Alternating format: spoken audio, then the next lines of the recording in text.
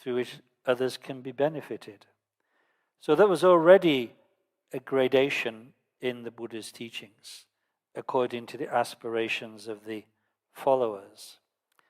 But there's another gradation in the teachings, and that's the one we're concerned with here. Because the great masters say that the Buddha turned the wheel of the Dharma, he was taught, in three successive revolutions, there were three successive turnings of the wheel of Dharma. Of course, the phrase to turn the wheel of Dharma is a kind of poetic way to say he taught. And turning the wheel of Dharma, firstly, then secondly, and thirdly, refers to periods of teaching rather than just one occasion. So, therefore, there are three turnings of the wheel of Dharma, and they are distinguished by Jamgon Kongtrul here, as well as by many masters before him, as being in accord, as reflecting how Buddha presented the teachings on the nature of reality, as well as was he speaking to those only aspiring for their own personal liberation, or was he speaking to those who aspired to become a Buddha? So therefore he says, in this respect, meaning that Buddha graded his teaching, there is the first turning of the wheel for the childish. So, beginning in Varanasi, in the Sarnath actually, near Varanasi, where Buddha first taught to his first 5 disciples, the teaching he gave at that time, and in the period following that, is called the first turning of the wheel. Kongtrul Rinpoche describes it here as for the childish, meaning for those who were not very developed in their aptitude and therefore could not at that time manage or relate to a deeper presentation of the teaching about the nature of reality.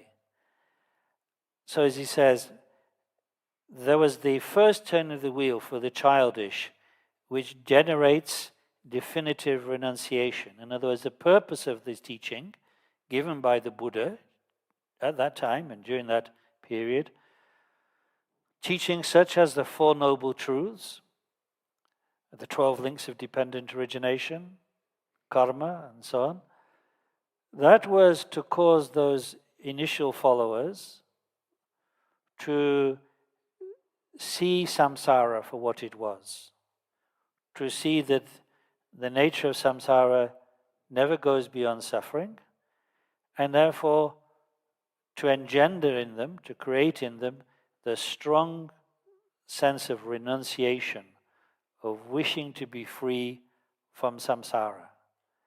That was the main purpose of the first turning of the wheel.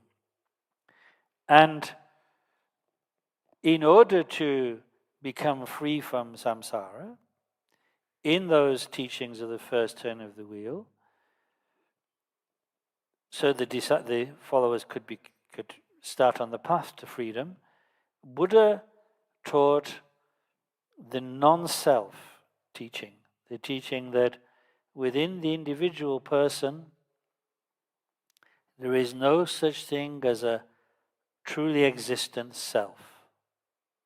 A truly existent self, meaning something with singularity, something that is single, something that is permanent, and something that is autonomous, which controls its experience.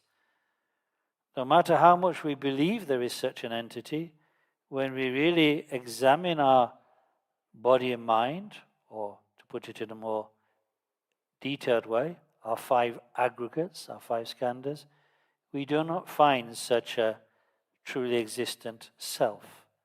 We are, in fact, selfless persons, persons without selves. But clinging to that notion of having an individual self is the cause of our suffering. That Buddha thoroughly explained in the first turning of the wheel.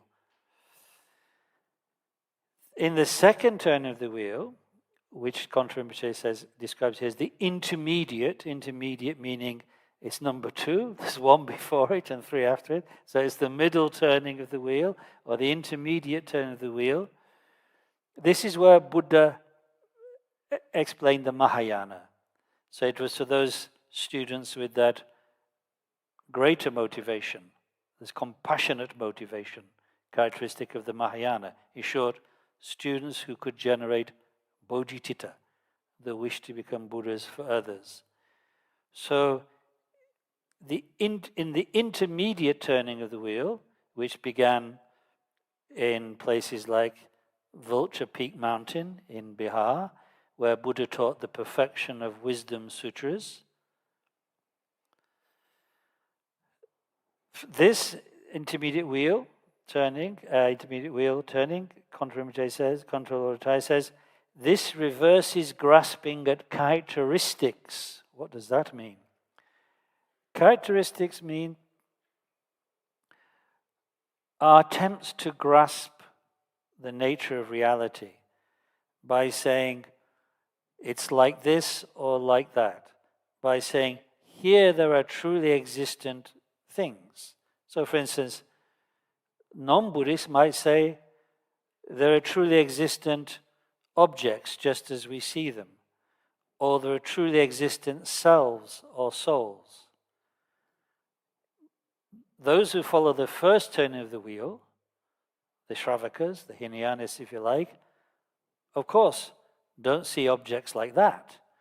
But nevertheless they will assert that there are truly existent physical phenomena, like atoms, out of which everything is compounded. They're momentary, but they truly exist. They can't be reduced. They cannot be deconstructed. They are real, according to the Shravakas and their Abhidharma.